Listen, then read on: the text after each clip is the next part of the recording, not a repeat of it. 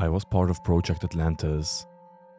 Among the various scientific endeavors undertaken by the Russian government throughout the mid-late 20th century, underwater exploration was always kept quiet. Attempts had been made to source renewable energy, document new species, and of course explore new oceanic ecosystems that could perhaps hold the key to future human civilization. I was among the lucky first, chosen from a selection of cosmonauts, pilots, and obviously marine specialists. My task was to assist in the early development of oceanic vessels. My marine specialization and expertise in trench ecosystems made me an obvious fit. The government, or to be more specific, the Ministry of Medium Machine Building, MMMB, was fanatical about results.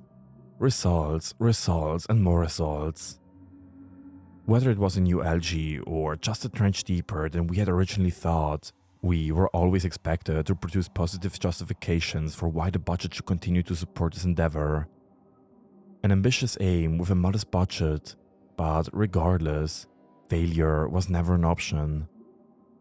We were the new frontier of the Sovietsky Soyuz, and with that, we carried the banner of Soviet might. Even if that meant planting the flag in a part of the planet that even the sun would not go. I am not supposed to go into too much detail about any of this. In fact, during our military training, we were constantly forewarned about the consequences of open talk, as they put it. I still find myself constantly debating whether the good of truth outweighs my loyalty to the Soyuz. I feel like I owe it to my shipmates though. My loyalty to the Sovietsky Soyuz is unquestioning, and I have come to believe that the ministries in question, specifically the Ministry of Nuclear Development, have buried unfavorable research for budgetary increases. Thus, it is with loyalty to the Soviet I tell this against the corruption of bureaucracy. I have made my decision to tell this story. I shall make no refrain from detail, and my only omissions are that from memory, not of choice. As the Russian saying goes, measure 7 times, cut once. Project Atlantis was set in motion with the aims to establish a living space on the precipice of one of a number of oceanic trenches. These living spaces were called life zones. They are self-sustained pods that can theoretically hold up to 6 people comfortably at any one time. Life zones are secured to the seafloor beside the trenches. High-powered beams emit constant vital information to High Command about water pressure, oxygen levels, and so forth. The pride and joy of the Operation Atlantis was the prototype Kask Life.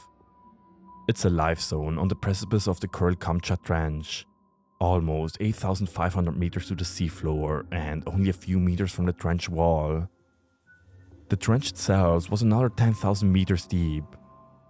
You have not heard about it because you're not supposed to hear about it. The Ministry of Medium Machine Building, MMB, held Casket Life with great pride. The actual power and sustainability of the marine life vessel relied on volcanic activity from the trench. The waters and volcanic eruptions were harnessed and repurposed for everything in the vessel. It was stable, running, and the 3-man Soviet crew was expected to give daily assurances of its success. It was one of 7 original prototypes launched during Operation Atlantis.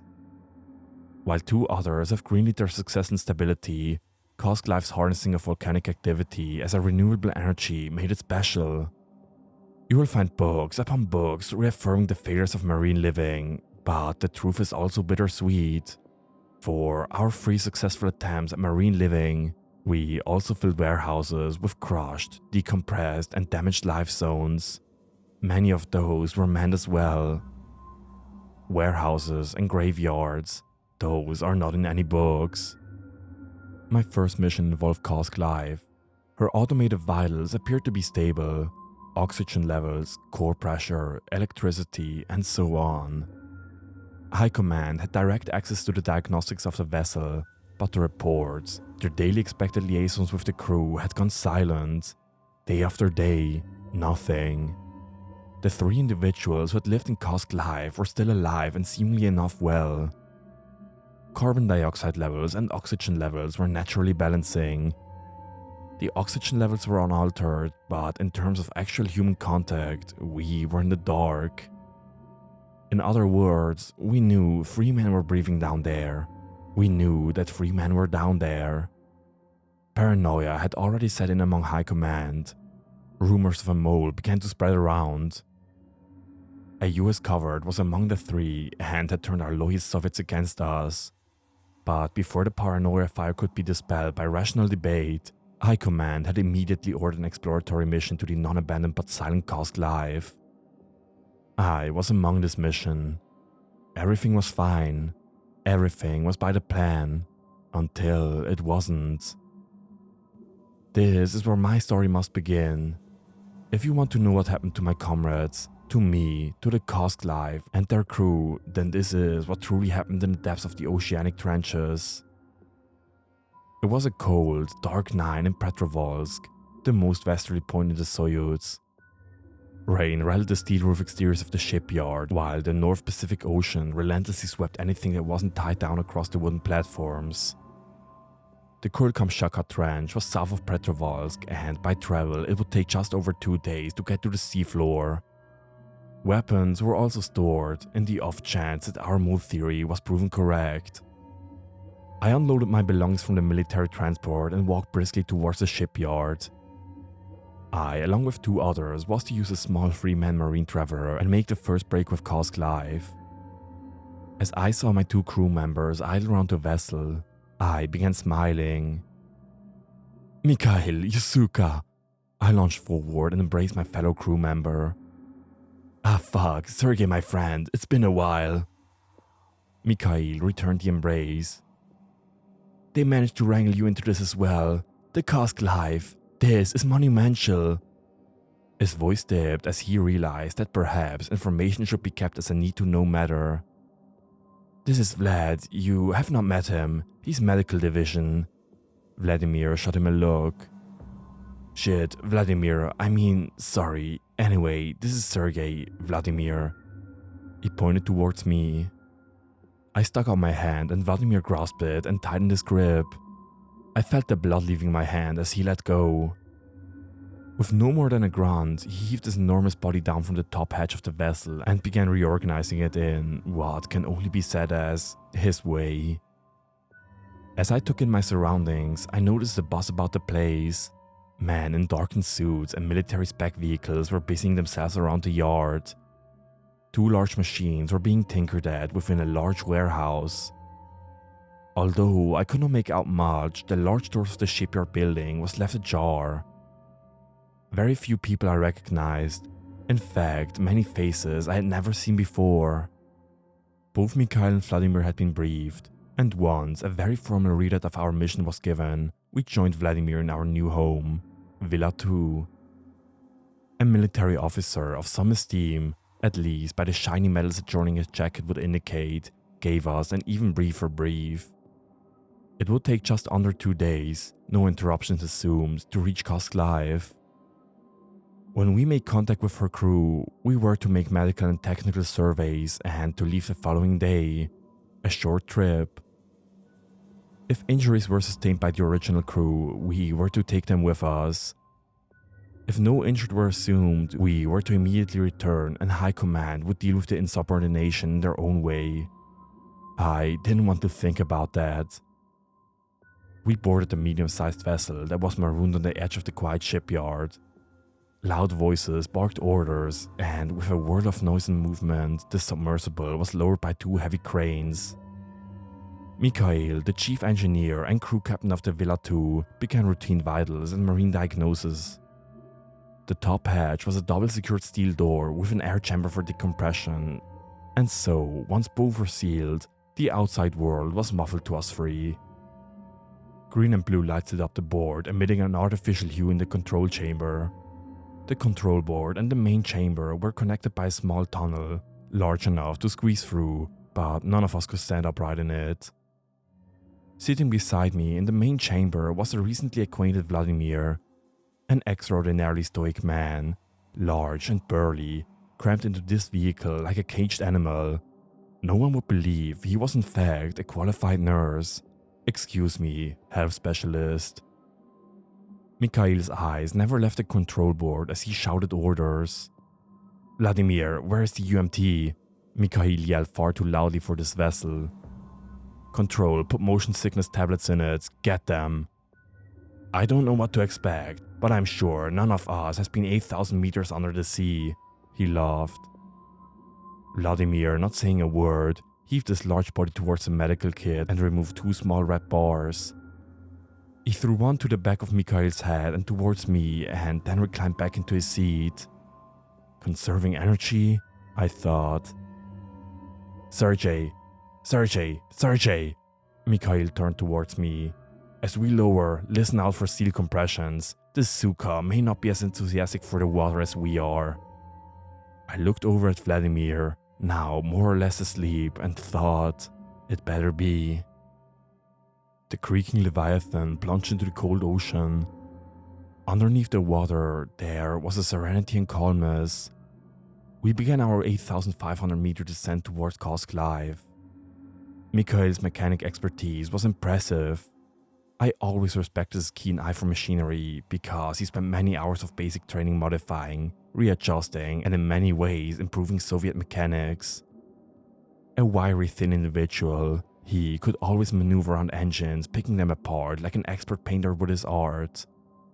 We had spent an inordinate amount of time in base camp for this mission, but when he left for specialized training in marine engineering, I had not seen him until now. No different. Still, the quick-witted Moscovian I had known and grown to care about. Seeing him there though, whizzing back and forth, it appeared as if he was engaged in a dance. "You do not expect me to maneuver this by my lonesome, do you, Sergey?" Mikhail threw me a smile. "Because I will sail right up to Moskova River and be home for dinner." I laughed. As if Soya didn't have enough to worry about, Sergey. There's a reason they sent you to the other side of Sovietsky Soyuz. "And the reason I'm still here?" he said. "The money." I smiled. "The money." It felt comforting to be back with a familiar face. The brief moment of levity cooled my muscles as I reclined into my seat and reviewed the information given to us by High Command. Guiding Villa 2 wasn't a task in itself. She had an automated gauge, and beyond slight manual adjustments to the equilibrium of the vessel, we were heading straight towards Kosk Live. After 7 hours of slow descent in the darkness of the ocean, Vladimir had eventually woken up from his hibernation and prepared 3 MREs. Tinned, compressed meat of some sort, dry crackers, and black coffee with the standard sugar, milk, and broth. We had enough to last 3 round trips, which would be luxurious if we had actually come to like the taste. Mikhail sat down beside us, adjusting his loosened shirt, and began wearing his short black hair with a compact comb. Vladimir sat as if his shoulders were trying to embrace one another. His block clean-cut face looked chiseled from stone, although I was about to find out, in terms of personality, I would wager a statue may just hold a conversation better. Although Mikhail and I shared memories and basic training with one another, the introduction of the plain and quiet Vladimir was neither a nuisance nor asset. He merely was. Something I had pondered since descent. The machines and those 2 men. Who were they, Mikhail? The black suits. I didn't recognize them from command or training. Mikhail nodded. He understood exactly what I was alluding to. "I've been thinking of just that question since the drop." "Ministry of Culture and Nuclear Development," Vladimir said. "Ministry of Culture? The suits? What would they want with us, and why are they this far out from Moscow?" I asked. Vladimir darted Mikhail a look, shrugged his massive shoulders, and went back to his book. "Mikhail, what could they want from us? Surely they have more important things to do." I stopped asking those questions when I realized the answers were not worth asking for, he said coldly, then looked down towards his meal.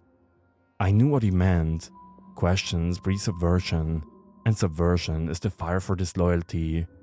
It had been ingrained in us since training. "Although, Sergey, that building, did you see the construction near it? 2 new warehouses.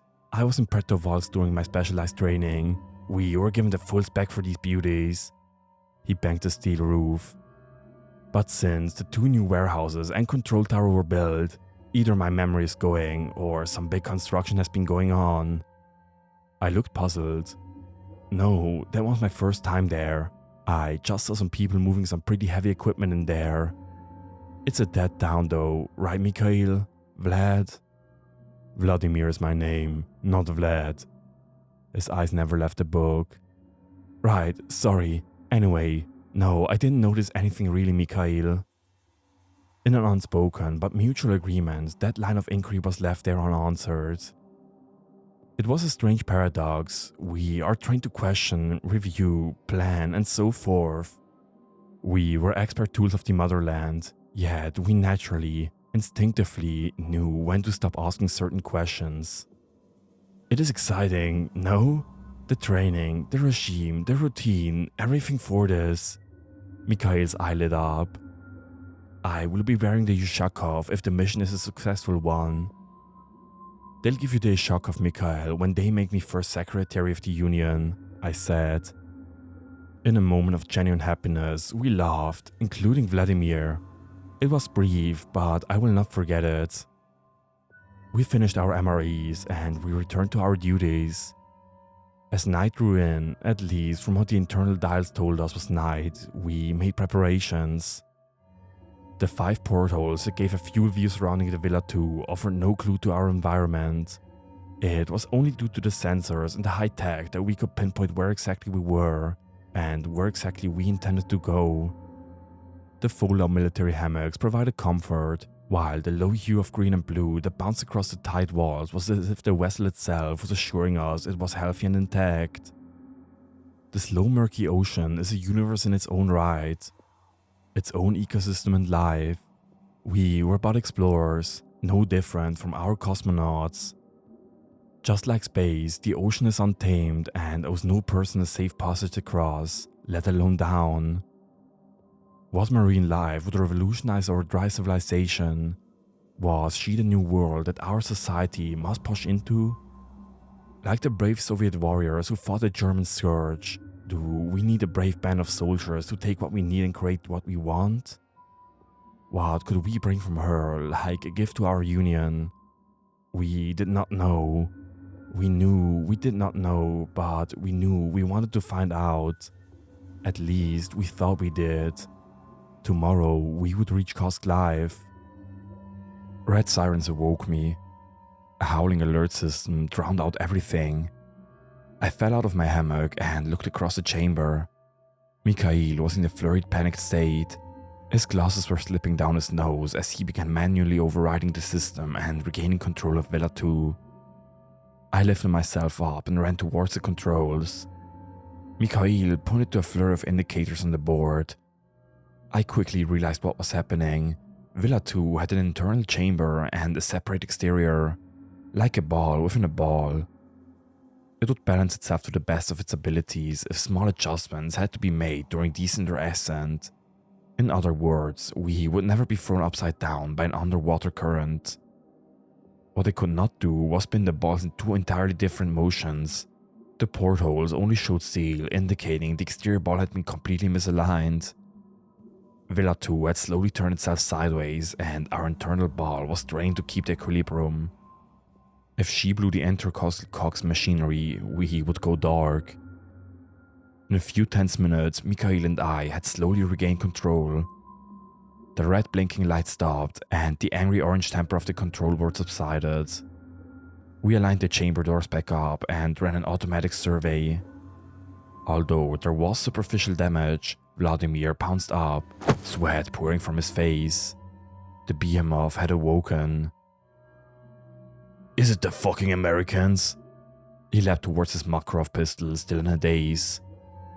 I dive-tackled him with little success, but enough to keep him out of reach of the weapon. In that brief moment, he managed to grab his breath and look around.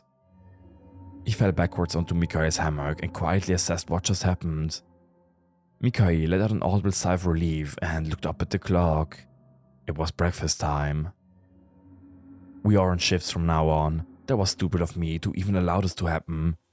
Mikhail said as he directed Vladimir off to his bed. Once diagnoses were run and no main structural damage had occurred, Mikhail began manually directing Villa 2. I reached for the document and began analyzing the biographies of the 3 crew members we were about to meet. I did not recognize 2 of the names, Boris and Viktor, but one stood out, a Moscow native by the name of Anatoly.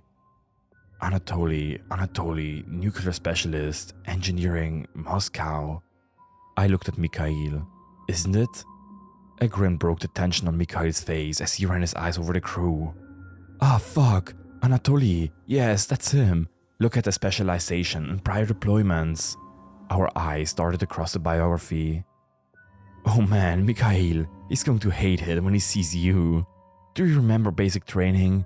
Do you remember when you, Alexander, and Povetkin put that salt in this coffee? Do I fucking remember? He threw a wench at Povetkin, nearly smashed his skull. He wasn't angry, Sergei. He was ready to kill. He didn't speak to us until specialized deployment. Sergei, what will we say when we see him? We could pretend we have no idea who he is. We could say Command said we were sent here because a stowaway was on board of the Kosk Life. Mikhail wiped tears of laughter from his eyes and I burst into laughter. We could say we found out that he was related to Eisenhower and he has to return to command to answer for being a traitor of the Soviets. No, Vladimir interrupted. Sergei and I are joking, Vladimir. Mikhail rolled his eyes. No, Vladimir restated. Well argued, my friend. Do tell me when you are being promoted to chief speechwriter for the General Secretary. I mocked. Vladimir's expression never got so much as moved, as if we were the wind blowing past his head. Anyway, we should be at the seabed soon enough. Get yourself packed and ready, it won't be long now, Mikhail said. He went back to the controls and peered out the blackened large portal above the controls.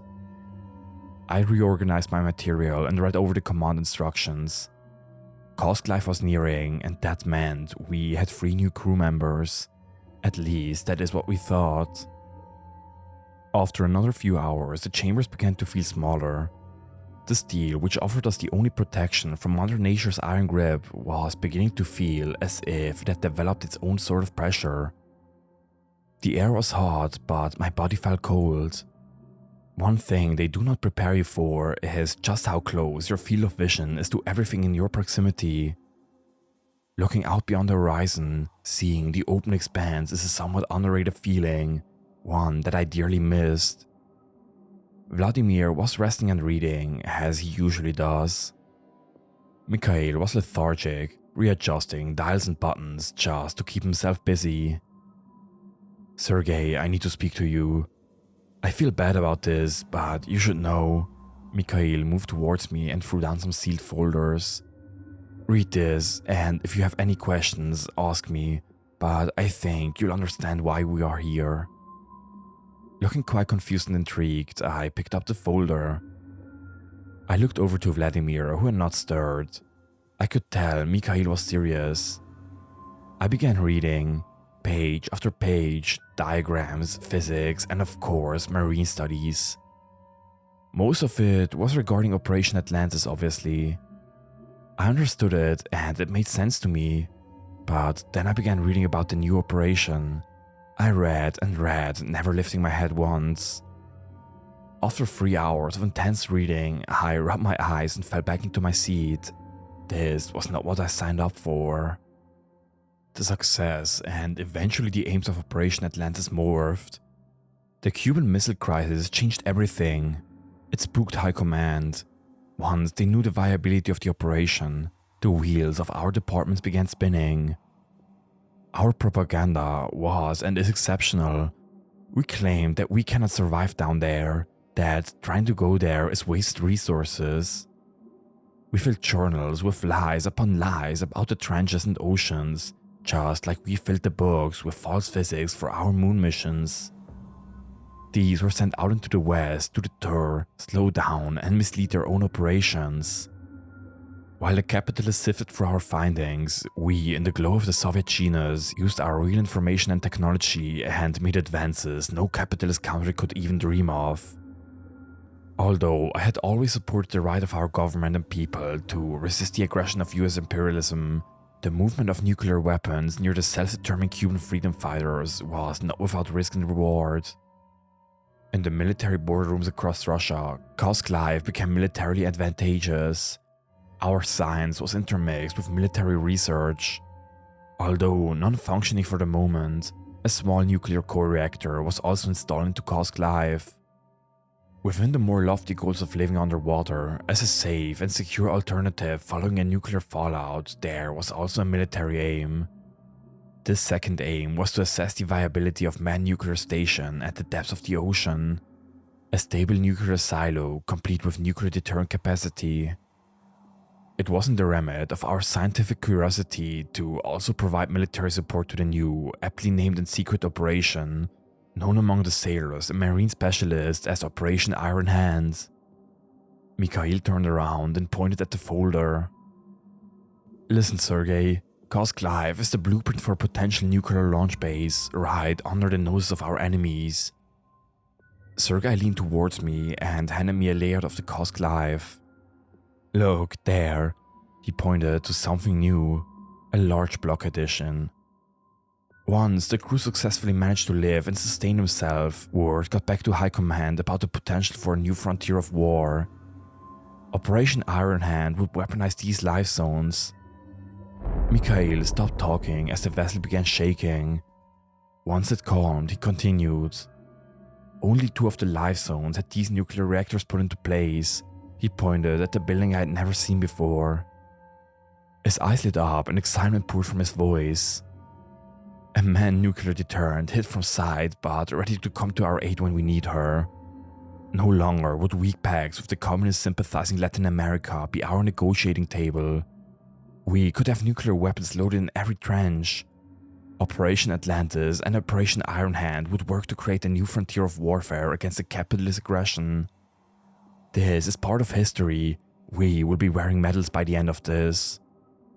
I shook my head. Did he realize what he was saying? We weren't going to a life zone. We were going to a prototype nuclear base. Mikhail, I do not even know where to begin. This sounds incredibly dangerous. What if there's a leak on Kursk Live? We could be walking to a death trap. No, Sergei. High Command have been getting clear radiation readings and the reactor was completely inactive. Was? Before I could protest more in indignation that the entire mission had been kept from me from the get-go, Vladimir sounded the warning that Kursk Live was in view. Leaning forward, he flipped 2 large steel switches on the control board. 2 massive beams of light appeared from the overhead external floodlights. Mikhail and I pressed our faces against a larger portal at the bow of Villa 2 in a vain attempt to see Kursk Live. Sure enough, as we smoothly descended towards the seafloor, a large object came into view. A massive steel dual chamber like 2 iron lungs. At the bow of Kursk Live was a control chamber. Although compact, it was clearly 2 floors, accessible by a small ladder. Surrounding her are high-powered beams automated on turrets. They continually provide illumination in the seafloor. What makes Kursk Live even more impressive is that just meters away from the 2 main chambers is the Kuril Kamchat Trench. Apart from the invisible, to human eye, volcanic heat utilized by Kursk Live, it was an abyss of pitch darkness. No life, no sound, nothingness. As I tried to envision the sheer expanse of nothingness, I picked out something that I'd only just come to know existed. I saw that the nuclear reactor that had been installed, the reactor was bolted and secured close to the trench and was also connected to Kursk Live by a small tunnel. Its low red hue meant that it was churning out power, a small but functioning reactor. It was massive in scale, almost twice as big as the living chambers. Reddened water surrounded and swirled around it. Mikhail had to physically secure the 2 vessels to one another. Utilizing his expertise, connecting the Villa 2 to Kursk Live proved to be routine. Mikhail made it look easy. Resting on top of her was a small shortened tunnel that would physically latch onto our small tunnel underneath Villa 2. One of the two tunnels connected into one shortened steel leg that would connect into specifically carved holes along the top of Cask Life. We braced for impact as he reversed the two propellers on each side of Villa 2 in order to soften the momentum of the vessel's sharp drop. After a few moments of slow descent, we made the first break.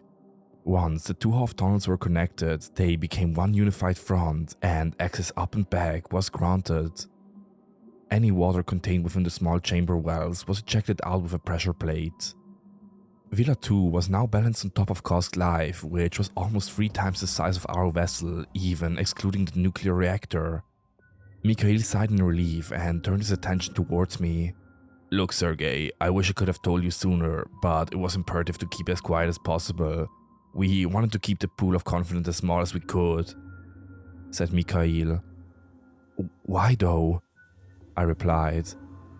"High command, paranoia, I don't know the full details. There's even stuff we still don't know. I think if they said it was a nuclear reactor, Vladimir and you wouldn't have gone. Vladimir was only briefed just before you turned up at the shipyard.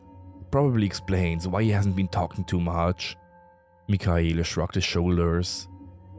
We grabbed our belongings, and once green dials flashed on the control board, we knew it was safe to open the hatch. Mikhail and Vladimir went ahead of me. Still angered by the fact that I was left out of the loop on the nuclear reactor, I sluggishly made my way to the hatch. I continued down the steel ladder until, finally, I dropped a short distance onto the cold floors of Cask Life. With a sigh of relief and breath of air, I took in what we just did. How monumental it was. I guess, in the grand scheme of things, I was part of Soviet history. I turned around to face the crew. No doubt they would have just as many questions as we would. Standing just in front of me, a completely silent Mikhail and Vladimir, eyes wide and nervous. I looked at both of them and then straight ahead. Then I realized what made them freeze on the spot. Standing right in front of me were two members of the crew, Anatoly and Victor. Silent, unmoving, smiling. They were expecting us. We stood there for what felt like forever. Although Cask Life was much bigger than Villa 2, I felt encased in something tight and unnatural. Yellow beams encased the steel panels, and it had a dome shape to help in the distribution of external pressure. Anatoly was a short, stout fellow with black hair. His clothing was a mess, untucked and unkempt. His skin was pale and sickly. His eyes were the only thing fresh about him. Victor beside him had not shaved his hair, and his hair was far longer than would have normally be allowed. He must have been working on something mechanical by the looks of grease and oil on his white t-shirt. On his neck was some light bruising. I didn't make anything of it. Eventually, and to my surprise, Vladimir mustered up a few words. He pointed to himself. "We are crew support, high command. You are Victor and Anatoly?" He reached out his hand. Obviously, Vladimir had been studying the brief. Anatoly smiled. "We are Anatoly and Victor, crew support." He clasped his hand around Vladimir's. For a short and out-of-shape man, his grip was like a vice. Vladimir winced just as the grip was released. In the close proximity of Anatoly, I had wondered why he had not recognized either I or Mikhail. I decided not to press the issue. Perhaps it was a blessing he had suppressed the memories of our annoying pranks at the basic training. Yet still, nothing. A glazed yet relaxed face. It's almost as if he knew nothing of us, the mission, or even himself. "Yeah, that's Vladimir, I'm Sergei, and this is Mikhail. High Command sent us because they were worried about you. They said they had not heard from any of you in quite some time," I said.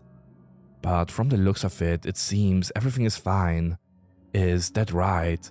Where is Boris?" Anatoly put his fingers to his lips, indicating silence. His smile never left his face. He pointed to the second chamber to our immediate left. He gestured, coughing. He then stepped out of the way and pointed to the control chamber behind him. I nodded and squeezed by them. We walked past the two men and into the control chamber. The main room was like Villa 2 in the sense that it was connected to the control chamber via a tunnel. Although, since Cask Life was bigger in almost every aspect, the narrow tunnel that Villa 2 had was more like a short corridor in Cask Life.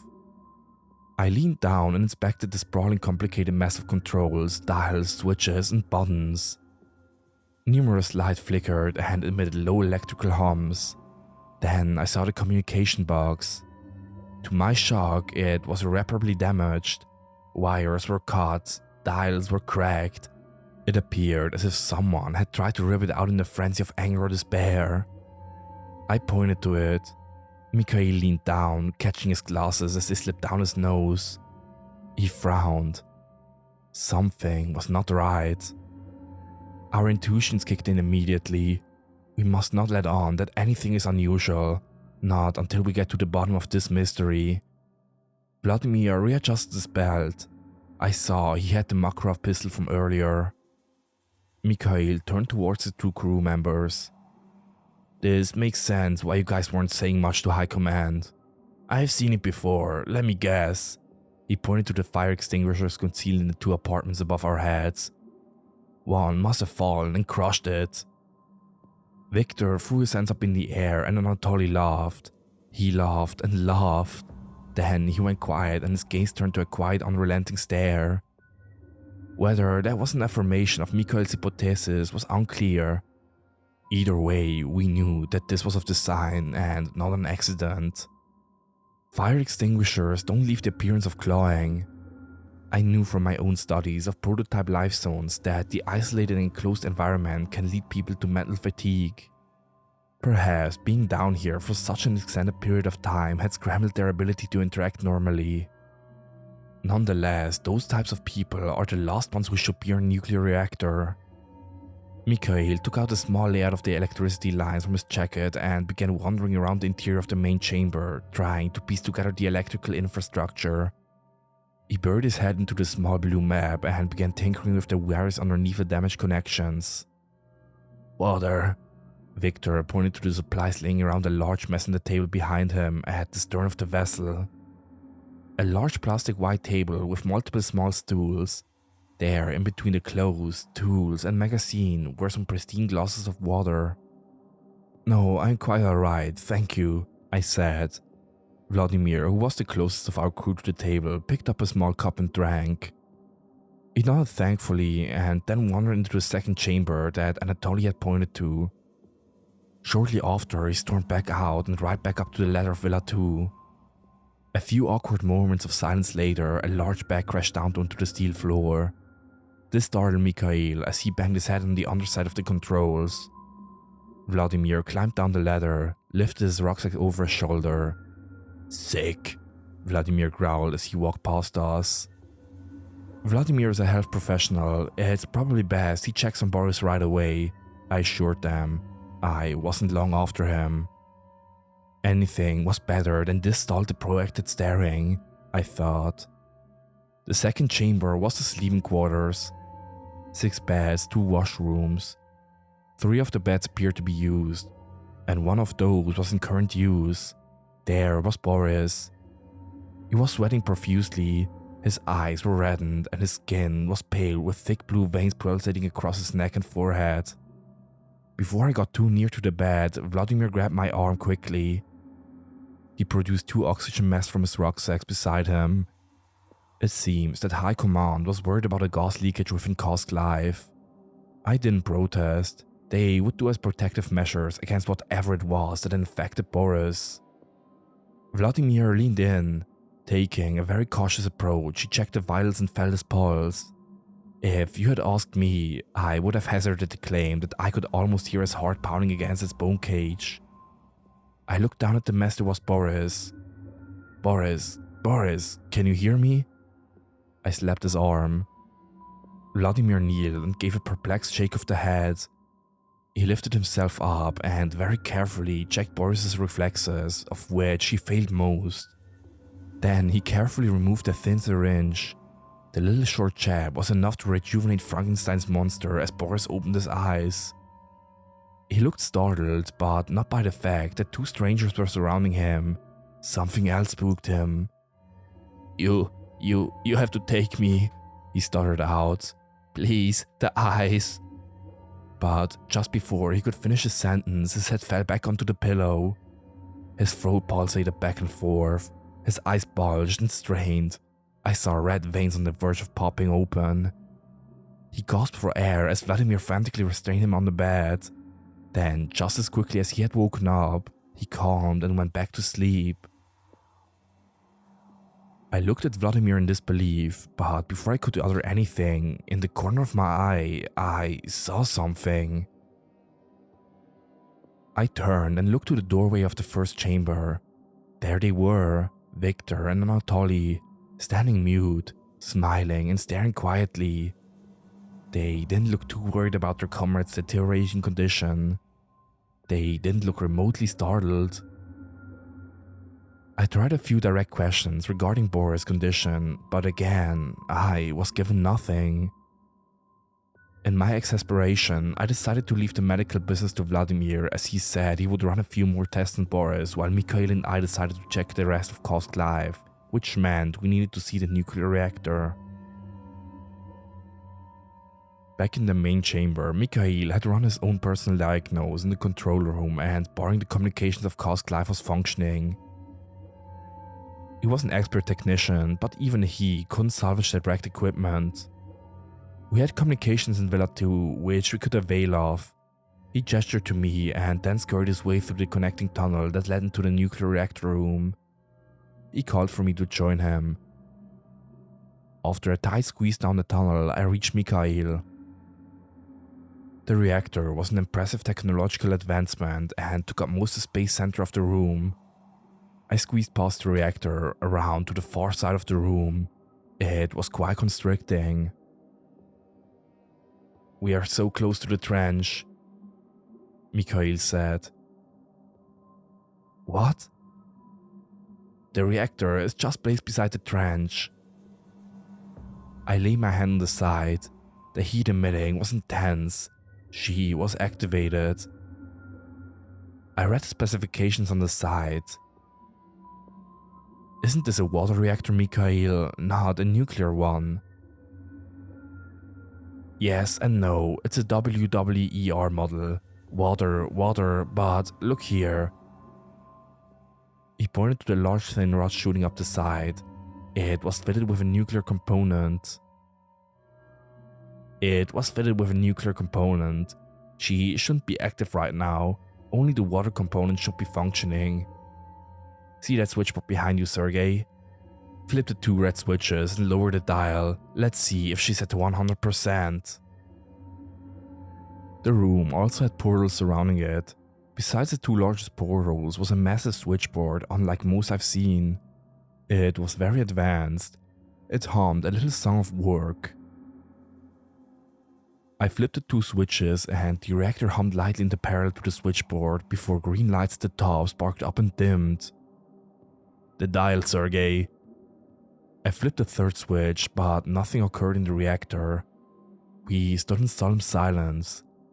Quickly, I realized what I had done.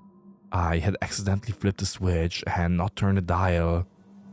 I turned around, and as I saw the flickering of lights outside, it indicated what the first switch was for. I had accidentally turned the exterior floodlights on. The portholes were now offering insight to the outside world. The trench. "Oh my, look at this." I pointed to the outside. The trench was semi-visible. Huge natural walls of rock and a black pool of emptiness below. We could see across the abyss to the other side of the rock wall. I turned and looked out.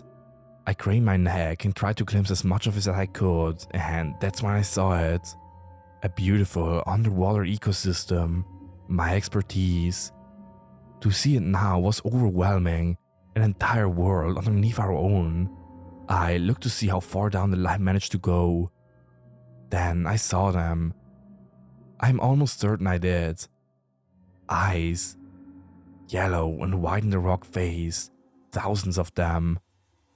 Like lights in the trench, they jittered around the rocks. Then in one instance they stopped and turned. They were staring right at us. As the floodlight shone brighter, more eyes reflected off it until... psst, pitch blackness. Then, in the darkness, sounds of whirling and revving. Blue lights lit up the interior, signaling the emergency generator was engaged. Sounds of whirling and revving. Fuck! Mikhail, did you see that? What? Eyes or something. Something in the trenches. Don't fucking tell me you didn't see it. What? He nudged past me and began tinkering with the dials. A few moments later, the reactor hummed up again and the standard lights returned. I lowered the intensity of the floodlights and turned them back on. They were weaker, but could still illuminate the rock face across from us. I looked back out the porthole. Nothing was there. Sergey, it was probably just crystal reflecting light. It happens. No, I know crystals. I'm a fucking expert on this, Mikhail. It was something else. Look, being in small chambers, this whole mission, it plays on our mind. You see things you don't always see. He placed his hand on my shoulder. I shrugged him off. No, I definitely saw something, Mikhail. I don't have a good feeling about this place. Why didn't Anatoly recognize us? Why are they so fucking strange acting? And what's wrong with Boris? What is wrong with Boris? Mikhail asked. He's fucked. Really sick. Really bad. He's infected with something. Mikhail grimaced and I continued. They're like brain dead. Vladimir and I were with Boris and he was seriously ill. They didn't even react. It's as if they didn't even seem to understand what happened to him. I know we're supposed to bring back Insured, but I don't want him near our bunks. Who knows what the fuck is wrong with him? Withdrawal, maybe he's a user. Opiates? Mikhail said. I don't know, it's like they're zombies. I leaned up against the steel wall. Anyway, we need to keep calm and cool. Whatever this is, we need to stick together. Mikhail nodded. Yes, we need to work as a team and figure this out. Then, in the moment of our resolution, I realized I looked into Mikhail's eyes and I knew he was thinking it as well. Fuck, Vladimir. We scrambled out of the reactor room and saw Vladimir. Standing there, he looked at us and smiled. We grabbed our equipment in the nuclear reactor chamber and ran back to Vladimir. We were clearly distraught. There they were, Anatoly and Victor, the two crew members. They were silently sitting at the far end of the table in the main chamber. Standing silently, looking at us, was Vladimir. His smile disappeared and he stared quietly at our worried demeanor. Vladimir, what's wrong? Mikhail said in between catching his breath. He looked silently at the both of us. Vlad, say something, I said. His face contorted. I saw the Makarov in his belt. He stepped forward and looked straight at us. Vlad, Emir. My name is not Vlad. He shook his head in annoyance, packed up his medical equipment, and pushed past us. A sigh of relief fell over my face as I almost mustered a laugh. I looked at my watch. We had been here for almost 5 hours. That meant it was time to eat. Essential to our own mental durability, we needed to regularly and frequently keep hydrated and energized, even if we didn't feel in the mood for it. I explained to Anatoly and Victor that perhaps we should eat as a crew. Although it was the last thing I wanted to do, we could just run out of here after a few hours. We had to keep this running as smoothly as possible. We also needed to observe them a bit more and figure out just what was affecting them. Clearly, what affected Boris was different from these two. They were calm and collected, while Boris was a sprawling mess in the other room. Being as proactive as I could, I gestured for them to clear off the table. I saw MRE boxes in the sleeping quarters. I'll get them. I walked back into the sleeping quarters. I looked down at the food supplies. I stood there quietly and rubbed my eyes. Only the now unconscious Boris to keep me company. Not much company though. He was present physically at the very least. I stood for a few moments trying to evaluate what was before me, but This didn't make any sense. "Mikhail, can you give me a hand bringing in the MREs?" I shouted into the chamber.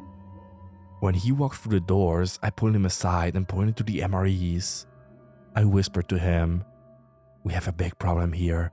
Look at the MREs. Count the sealed boxes." I lifted up a sheet of paper with the rationing checklist. I pointed at the food specifications on them. The numbers didn't make sense.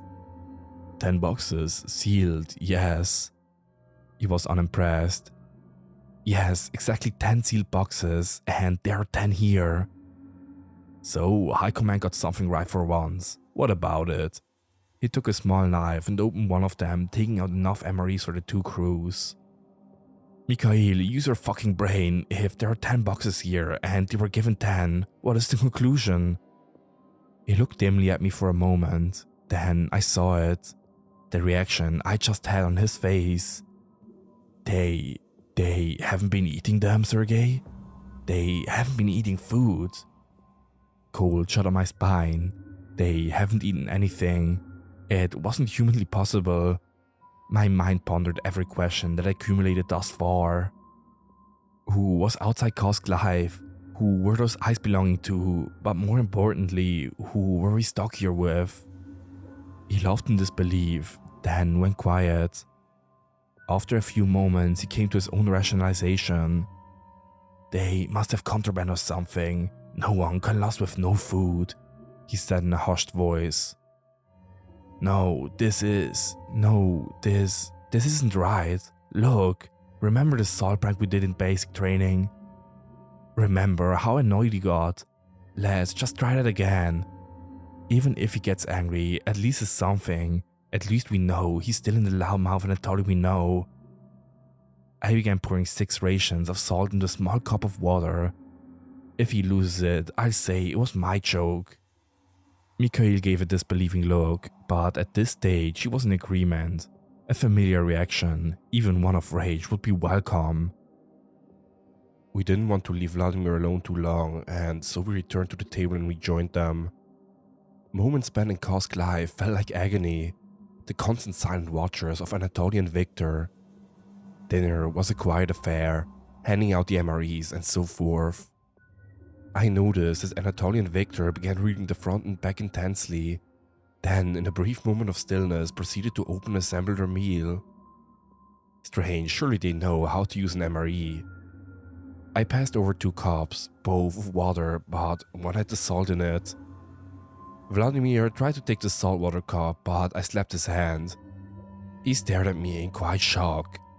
I almost laughed, this hawking gorilla getting called up for bad table manners. Nonetheless, I handed it to Anatoly. He picked it up, looked at the cup and smiled. I froze, as did Mikhail. Anatoly drank it. Mikhail's inability to hide a smile in anticipation of a big reaction disappeared. It was replaced with a look of pure fear as Anatoly nodded in enthusiasm and set the cup back down. He has just drunk half a cup of heavily salted water with no more than a nod of approval in response. Something was desperately wrong here. How could a human do that? I thought. We ate in silence. We couldn't think of a conversation worthy of breaking the awkwardness that had begun to intensify. It felt as if the water pressure outside the vessel had seeped through. To add to that, the heat was almost unbearable. Mikhail and I were sweating, while Vladimir had taken off most of his heavy clothing, leaving only a barrel chest and a thin t-shirt. Yet Anatoly and Victor, once again defying the normal expectations of just being a fucking human, showed no outward signs of sweating. As dinner concluded, we checked the time. By surface standards, the night was setting in. Our watches were synchronized with the above surface time. This was a way to keep some routine and rhythm. These indirect moments of staying in touch with reality became far more valuable as the mystery of Kosk Life consumed our thoughts. In the briefest of nods and smiles, and after we grabbed the medical and electrical equipment, we ascended back into Villa 2. Our excuse was for space and hygiene. We didn't really care if that was plausible. We just needed to put space between the 2 crews for our own sanity. I was the first to ascend back into our home Villa 2. And that's when I saw it.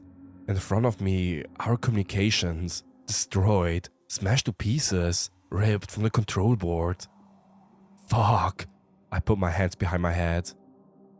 Mikhail was soon after me, and once he saw it, he rushed over to the control chamber. Mikhail tried to soothe the hissing wires and the amber glowing hole where communications ought to be.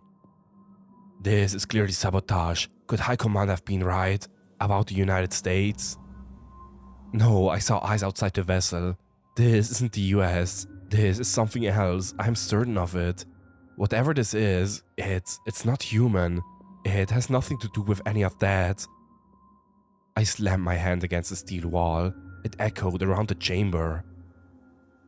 The salt, no person could take that, and the food, no food is eaten. The accumulative evidence suggested something we had no training nor expectation of. Vladimir took his gun from his belt and checked the magazine. In a stern and determined voice, he spoke sense. We must leave. Back in Villa 2, a standoff had occurred. Vladimir was positioned in front of the hatch leading back to Kosk Live, while Mikhail was standing beside the main controls. Vladimir was insistent on an immediate bug out. Mikhail, though, was not convinced. Why is it that you just want to run off now, Vladimir? Mikhail placed his hands on the roof. Gotten very enthusiastic for getting back to dry land when this whole fucking mission, you haven't so much as spoken a word to either of us. Mikhail's eyes widened and his mouth turned to a snarl. Got somewhere to be? Mikhail, we cannot remain here, you know that. I reluctantly had to side with Vladimir. Oh, that must be it, Sergei. Whatever is down here, whatever the fuck is doing this to them, it must turn them. I was taken aback by Sergei's sudden turn, but I knew pressure down here caused real mental fatigue. The issue, though, was wondering whether it was a natural reaction to being in such an enclosed space or something more worrying, like that of Boris. Mikhail, what has gone into you? Use a reason. Something isn't right here. In Vladimir's hand was the loaded pistol. If that thing went off in here, we would compress like a tin can. I moved in between both of them, putting an arm's length between the fired-up crew members. We must stick together, it's our only choice. Look, if we were infected, we would probably know by now. I said it with confidence, but even I knew that wasn't necessarily true. Marine ecosystems are diverse and complex. We didn't know how fast or what early symptoms would appear in someone. We also didn't even know if it was biological. I have heard of experiments that our Soviet scientists used to undertake involving oxygen, sleep deprivation, and food. Men's bodies can morph into dangerous things when put under inhumane testing conditions. Mikhail, Vladimir, we need to neutralize the nuclear capability of Kosk Live first and foremost. We cannot leave it in the hands of whatever the fuck they are. I began pacing. Is the chamber door shut? I walked over and made sure it was sealed so they couldn't hear us.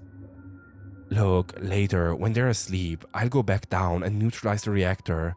I just need a few tools, right, Mikhail? You saw it for yourself, Sergei. Every prototype had an automatic failsafe. If you make it think that it's about to implode, it immediately isolates the rods and basically freezes. It turns the thing into a block.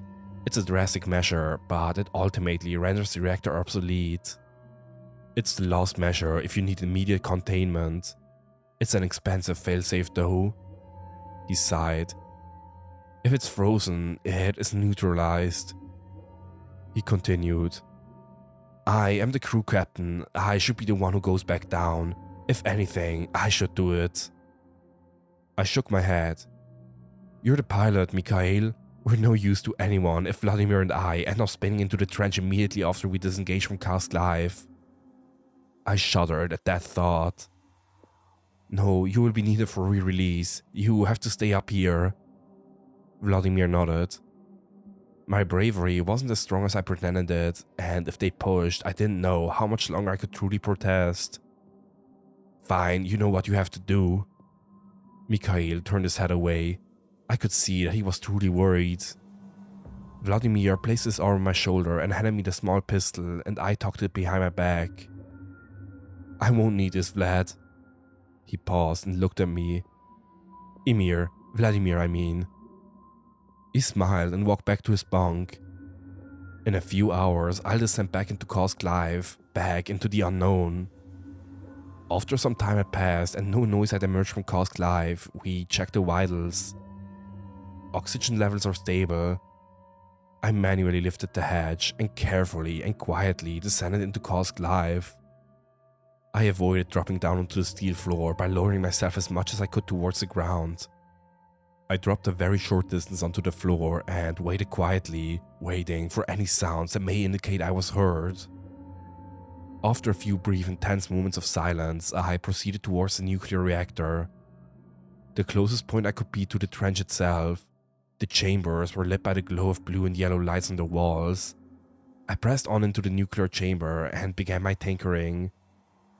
I undid the steel panel with the internal dials, the ones only engineers should be modifying. I began winding the internal pressure dial. If the reactor thinks that it is sustaining increased pressure, then it will think it's overloading. If successful, no noise would occur. The stasis it is in would merely freeze, so to speak. Seconds felt like minutes, minutes like hours. After a brief but tense focus, I saw the first indicators on the panel that I had previously interacted with. 1 light, 2 lights, and there, 3 red lights.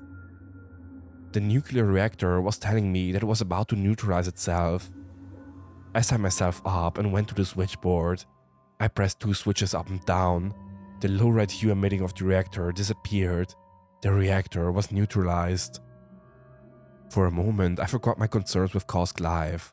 I had just potentially rid our enemies of a functioning nuclear reactor. I sighed and leaned against the wall. I took in my surroundings. As my eyes adjusted to the darkness, I looked toward the portholes. I nearly fell backwards in shock when I saw it. I remained quiet though, not moving at all. The eyes, 6 large yellow eyes and black glistening eel-like tentacles swarmed over the portal, staring at me. They pushed and shoved to put pressure on the reinforced glass. I scrambled my tools and ducked out through the tunnel. When I arrived back in the main chamber, the silence was deafening. I carefully made my way towards the ladder. More eyes. This time, human eyes. 3 sets of them. They were yellow. Anatoly, Boris, and Victor, sitting there at the dinner table, smiling. Had they been there the entire time? I stood up and placed my hand behind my back, reaching for my Makarov. "We're fucking going!" I shouted out toward the hatch. The 3 men stood up and moved towards me. Mikhail must have heard me because he rapidly dropped down the ladder. He was holding a wrench in one hand. "You didn't think I was leaving so soon, did ya?" He never took his eyes off the crew. Vladimir was leaning his head down the chamber, trying to peer into Kosk Live. "Did you neutralize it?" "Yeah, it's done. Now let's get the fuck off this thing." The 3 crew members were slowly moving towards us. They smiled and got off the most direct way we had to the ladder. In that situation, I knew I had to resort to a drastic measure. I lifted the gun and pointed it directly at Anatoly. His face contorted. He definitely recognized the gun. Vladimir had now descended halfway down from the ladder. From this angle, he could just see the back of the 3 crew members, but was out of their reach. I looked at Boris. "You're looking much better, aren't you?" He just gave me a wide-eyed smile. "Perhaps, but I do not think he really is that much better, Sergei." As I pointed my gun at Boris, I saw Anatoly's face contort. Thick, tube-like shapes were wrapping around his throat underneath his skin. It was as if he swallowed some sort of snake. His head began violently shaking. He leapt forward. I blasted off 2 shots before the agony of the noise immobilized me. I threw my hands up to my ears and winced as Anatoly's body went limp before me. Mikhail and I were disoriented. A gunshot in an enclosed space echoes violently, blinding and deafening you. Being accurate in here meant life or death. 2 shots in his right eye. One had gone right through the back of his skull, and unfortunately embedded itself in the panel. He was dead.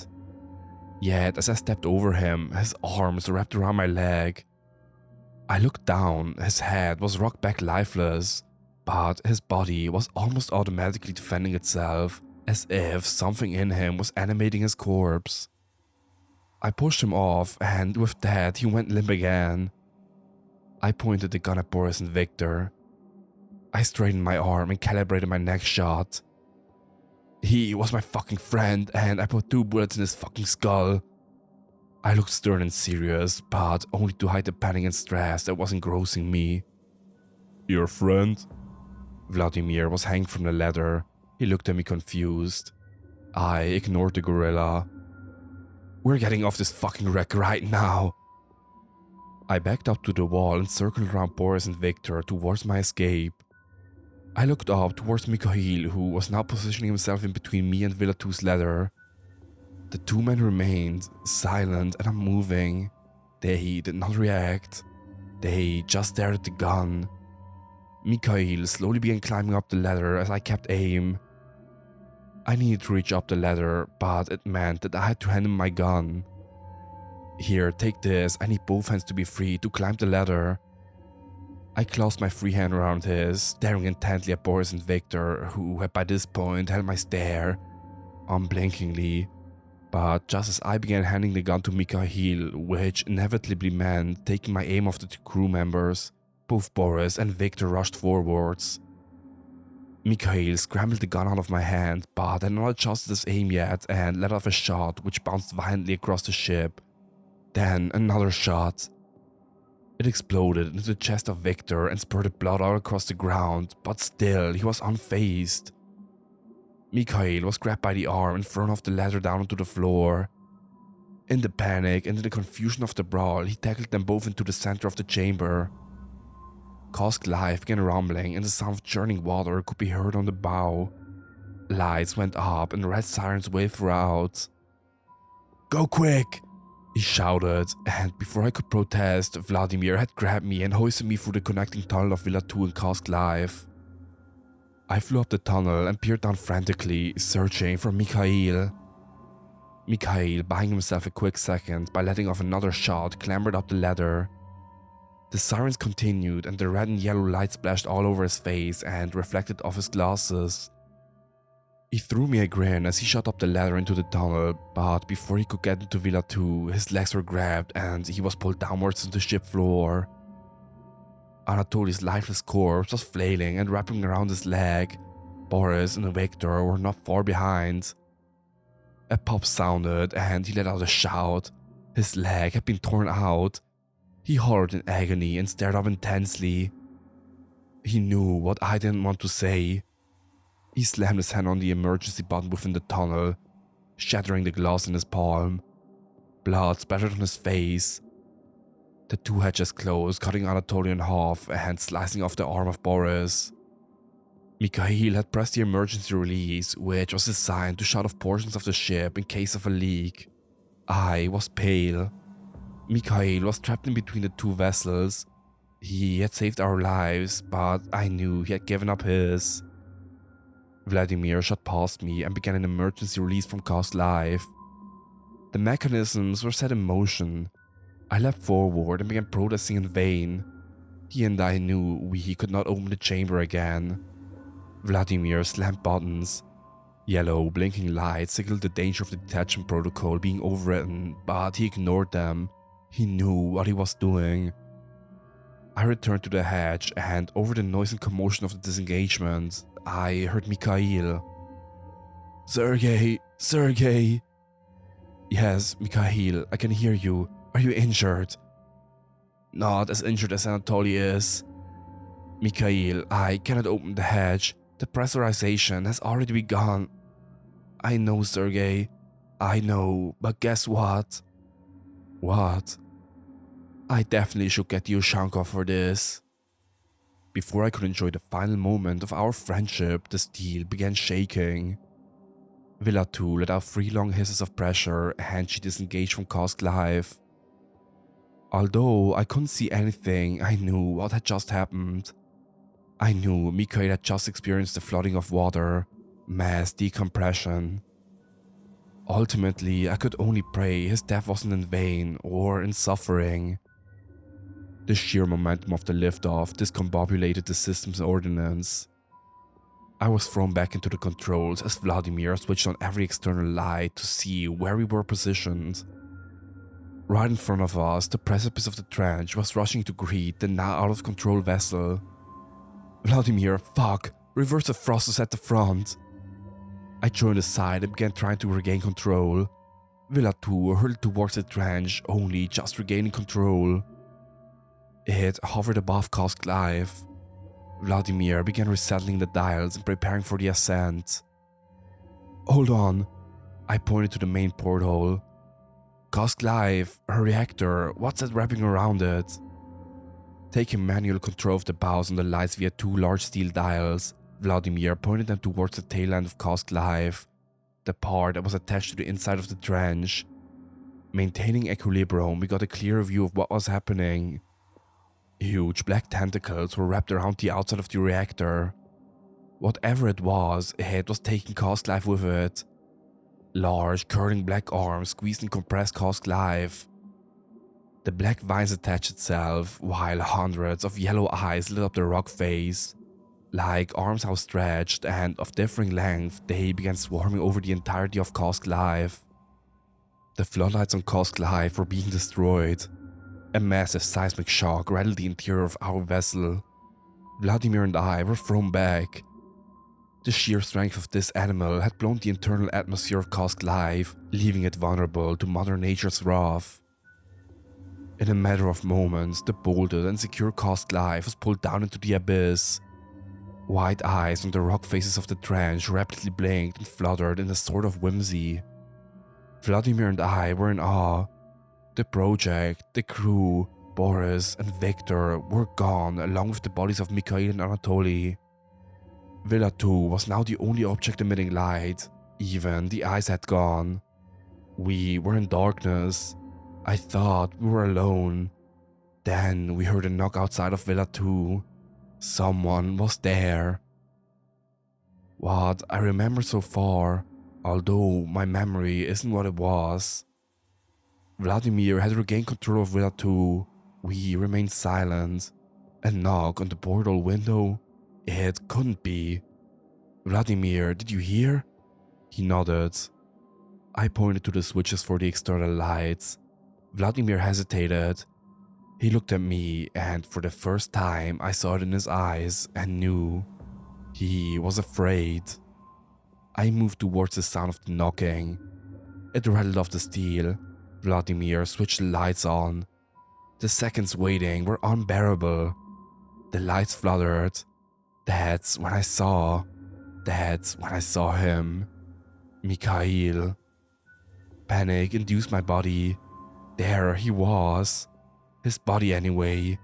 Eyes open, looking at us. Vladimir stumbled onto his bunk in shock. I could see the water pressure caving in around his body, squeezing and flexing his bones and muscles, yet his mass remained intact. What was he made out of that he could withstand such pressures? It was like he was fluid. His skin was tightened, but I could make out the eel-shaped creature squirming under his arms and neck.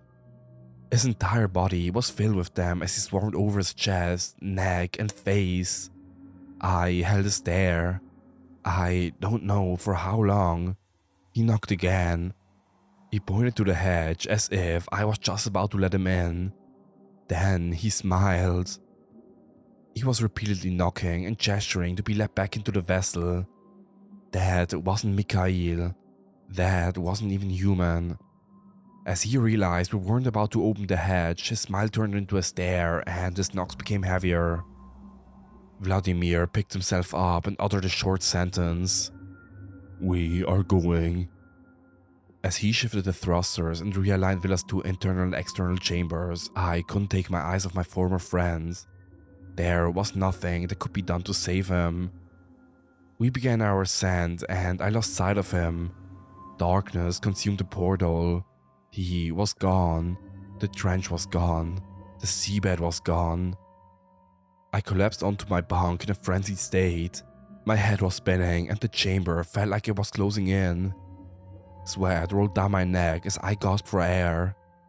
In my mind, I thought that the oxygen level had plummeted and we were going to die. I had never suffered the fear of enclosed spaces, but every gasp for air was like pulling oxygen through a tight mask constricting my throat. Every creak of steel caused my heart to bounce around in my chest. I was immobilized and frantic. Vladimir grasped me by both hands. "It's normal now. It's normal now." Hearing his voice, even though it was cold and emotionless, reassured me. I stepped forward with my head in my hands, trying to catch my thoughts and my mind. Silence. He returned to the controls, while I returned to reality, albeit reluctantly. Hours ticked by. Vladimir and I sat in silence. Neither of us had gotten any sleep. Even with both of us tinkering with the main control, our communications were still down. Vladimir had given up quite some time ago and reassigned himself to his bunk. I wandered aimlessly in the tight enclosure, trying to calculate what we could report back to High Command. None of it seemed plausible, I thought. Eyes and eels. Zombies who don't eat but smile at you. It just didn't fit into their framework of reality. How could it? Even I began to question my own sanity. I could recount every memory, but even then I didn't remember some of it. It was an overload of information. I collected my tools and electrical equipment and opened the storage locker. Until now, I had no use for the gun box that Vladimir had gotten his first Makarov out of. In my own inquisitive nature, I opened it. A Makarov laid there with a magazine. Cold, cool steel. His partner saved our lives back in Cost Life. I didn't think much of it. Yet something wasn't right. One Makarov? There's clearly space for 2 more here. 1 for each crew member. Obviously, 1 was gone to the depths of the ocean with Mikhail. I sighed in despair when I thought back to that. The second Makarov though, where could that be? I quietly grabbed the third pistol and tucked it behind my back into my belt. I thought of the question over and over again. We were through the better part of the entire day, at least according to the dials. This meant we were halfway through our ascent back to dry land. I felt weak. Even though I wasn't hungry, I knew it was because of that. I was also concerned with the missing pistol. Did Vladimir have it? Even if he did, Kostlev's crew didn't seem to understand guns. Their first experience must have been ours. I sat down on my bunk. I felt the cold steel of the pistol. It felt heavy, heavier than usual. "Vladimir, pass me an MRE, I need to eat." He looked at me plainly, and after a few moments of shuffling through boxes beside him, he produced one. He threw it towards me. I read the instructions and ripped open the contents and began making instant coffee. The rations were miserable, but so was I. "Not hungry?" I inquired. He just shook his head. "What are we going to tell him at command? Sea creatures, a Kosk life. They think we have lost it, or worse, they will think we are turned by the US. They won't buy into the truth. No, we have to come up with something better than that." The coffee tasted bitter. I used the compact can opener in the MRE to get the biscuits in the tin. Technical malfunction in the reactor is our only bet. We could say that the crew and Mikhail refused to leave, but we had to send word back to High Command. We could insist that Mikhail be awarded for his bravery. It didn't even sound plausible. If the reactor was malfunctioning, how would we have even gotten away in time? I have no idea what we're going to tell them. Perhaps, Vlad, we could tell them that the crew had gone crazed in the... I stopped and looked at Vladimir. He didn't say a word. A cold chill shot up my spine. I stared deeply at him in silence. I reached behind my back and clasped a gun. I'm sure High Command can be reasoned with, but first I need more coffee. Vlad, can you pass me another MRE? There, right behind you. Vladimir nodded but didn't react. He slowly turned his back to me and began looking through the boxes. I didn't want any more coffee. I stood up and walked over to him. I took the gun and pointed it to the back of his head. My hand shook as I felt my finger squeeze. Sorry, Vladimir. I closed my eyes as I fired 3 bullets in rapid succession. They blew right into the back of his head. His body slumped into a heap on the floor. Blood began pouring from his skull. My ears were stinging. My breath was gone. I was numb. I scrambled over to the storage room and grabbed a pen. I began writing frantically across my arm. My head was light and I wasn't sure if I was making sense, but nonetheless, I wrote and wrote. Then I dropped my pen. I looked into the storage locker. There it was. The second Makarov must have come loose when Villa 2 lost its equilibrium on our descent. Vladimir never took it. Everyone I knew on the mission was dead or even worse. I looked over at the body to see if any eels had emerged, but nothing. I was nervous. No, I couldn't have. The signs were too obvious. He was different. I fell back into the control room, overwhelmed. Then the world went dark. When I woke, I heard shouting and bustling. Men were hovering over me with masks and protective overalls. They lifted me through the top hatch of Villa 2 and carried me out.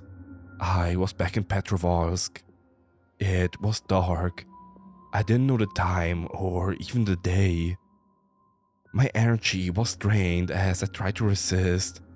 I saw huge machines moving.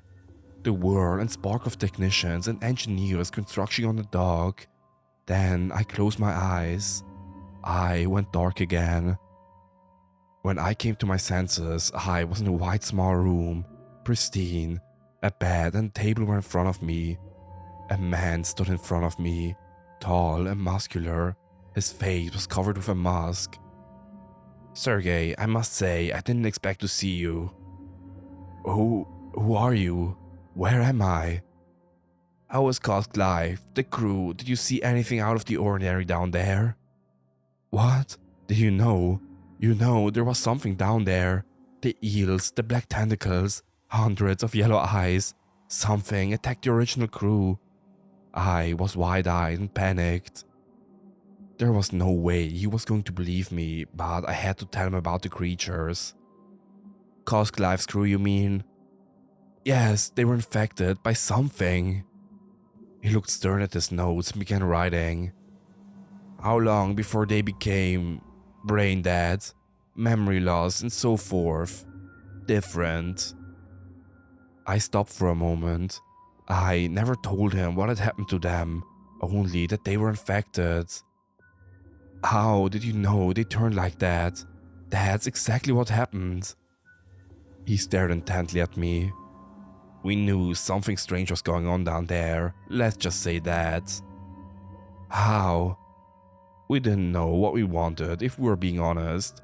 Perhaps you would have brought back something of value to us. Clearly, a dead body and a deranged soldier are not ideal. I began cursing loudly at his callous indifference. How could you just throw us to the lines down there? People are going to know you did this. How would they, Sergey? Did you know about the vessel? The vessel? You mean Kosk Live? No, Sergey. Everyone knows of Kosk Live. I meant, if you're so confident, how come you didn't realize there was another vessel before you? I don't understand. Villa 2, Sergey. Obviously, if there is a Villa 2, then there was a Villa 1. We had a mission quite like yours to the prior deployment. It was supposed to go and reestablish communication with Kosk Live. I was shocked. When and what happened to it? We don't know actually. It's still lost. I guess you didn't come across it. Poor crew, wherever they are. He jotted down another note. I thought back. Degrees on Victor. He had been working on mechanics on a ship, but as Mikhail observed, Kosk Live was fully operational. The reactor as well. Someone had turned it on. At Villa 1 made original contact with Cost Life. I had no answers, but Anatoly and Victor, they were expecting us.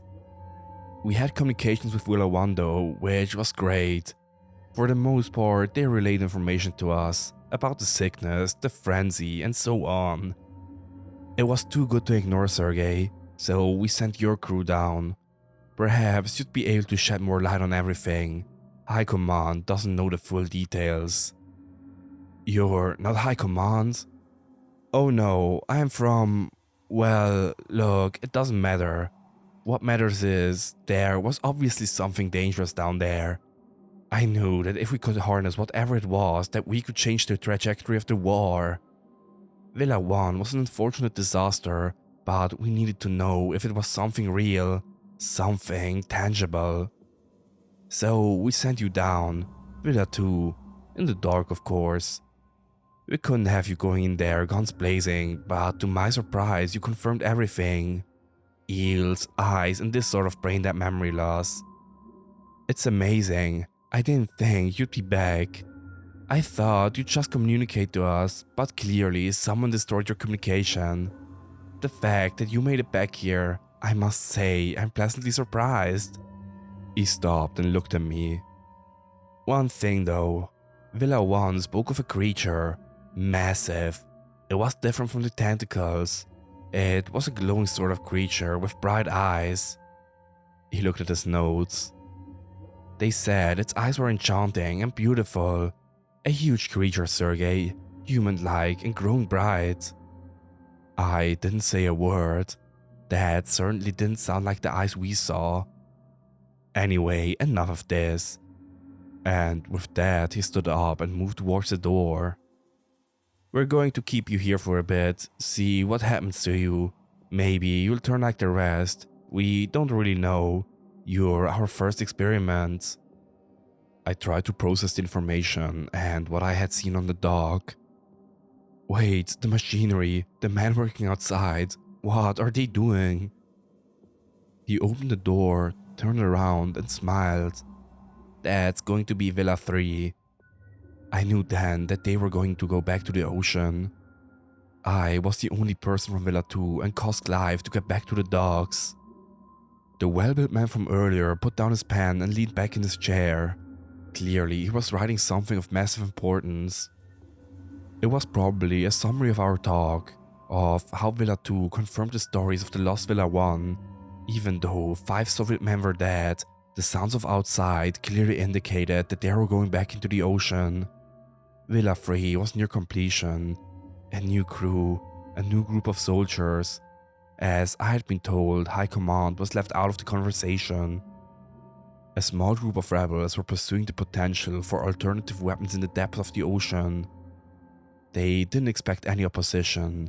They didn't expect me. As he was writing up his notes from our previous conversation, the whirl and noise of Villa 3's construction outside of the building would work in my favor. It was a combination of noise and the fact that he was engrossed in his work that he didn't even hear me unlock the door with the can opener I had from when Vladimir had given me memories. I had also moved slowly and cautiously around to behind where he was. Fortunately, since this was a military dock, there was no shortage of weaponry I could avail of. I took the gun from a holster that was hung up on the wall and pointed it to the back of his head. The act though brought flashback. Vladimir, Villa 2. I had killed him. I still questioned whether or not that was the right decision. Was he truly turned? Was I turning? None of that mattered currently. Fueled by feelings of anger, I wanted someone to pay for the deaths of my crew, for the ordeal we endured on Kosk Life, and to feel the pain like Anatoly, Mikhail, Vladimir, Boris, and Victor felt. If I was able to, I would have put him in a vessel and sent him to his glowing one he spoke of. I not only had to kill him, but I had to get out of here. I had to get my story out. I pushed these thoughts from my head and opened fire into the back of his head. I stopped and paused. The noise continued from outside on the docks. They didn't hear. Blood poured over the desk and I scrambled for his notes. I grabbed a pen and some paper. Perhaps I had my own notes that could be of help here. Then I heard it. In fact, it was that I didn't hear that startled me. The noise stopped. That meant something was happening. I ran. I picked up everything, notes, pen, and paper. As I opened the large doors of the warehouse, I looked out and saw the Villa 3 prototype. It was huge, twice as big as Villa 2. The noise had stopped because the construction was finished. The crew were wearing specialized equipment and their weapons were high-tech. We were just mice to be thrown to the cat. These were the real heroes of the Soviet. I was furious. Our lives were worth nothing. The rain began to pour heavily and the ocean erupted in anger, waves upon waves smashing against the shore. A storm was brewing, but I had to keep going. Blinded by rain and fear, I threw myself deep into the forest. Was it morning, afternoon? What day is it? I knew the answer to none of this. Finally, after sheer exhaustion, I collapsed against a large tree for shelter. Panting, I loosened my iron grip on the notes and paper. I read over the notes that the man had written. Nothing I had already known. His graphs, his drawing, alien-looking creatures, half man, half tentacles and eyes. Bizarre. It seemed they were looking into hybrids of these creatures. I felt my neck constricting under the humidity of the forest. At least, I think it was the humidity. I began writing and writing. Everything I could remember. The names and places, what I saw. I think I got most of it.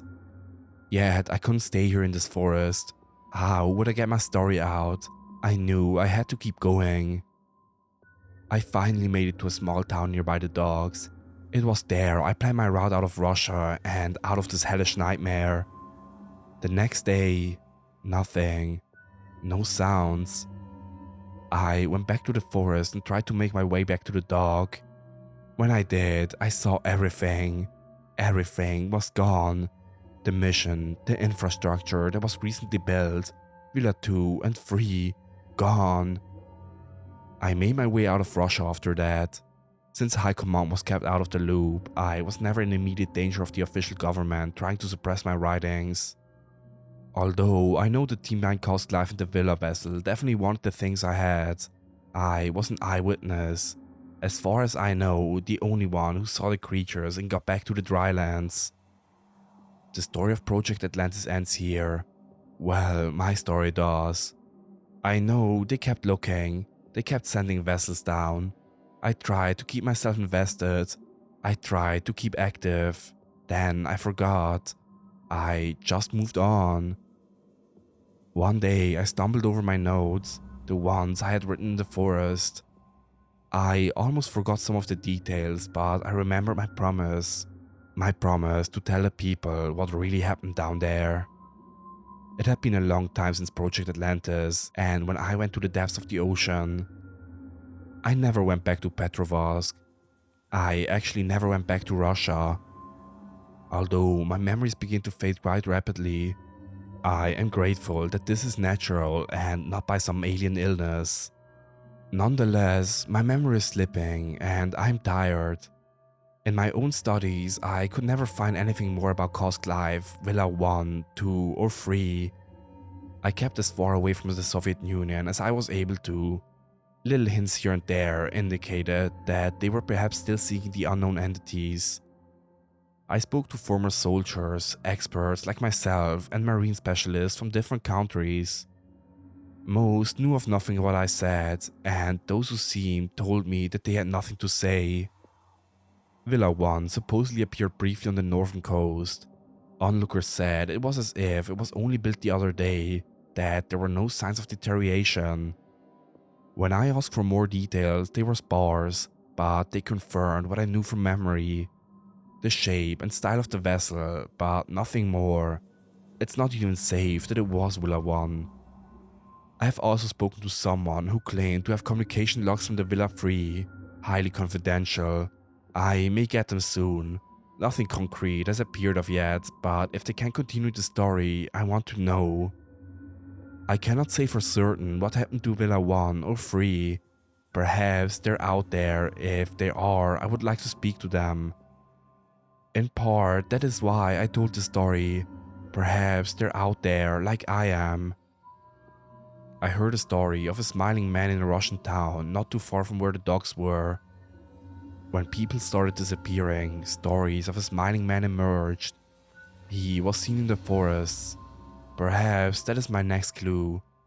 With the end of the Soviet Union, I may in fact venture back. If anyone cares, I have given what I knew regarding to Project Atlantis.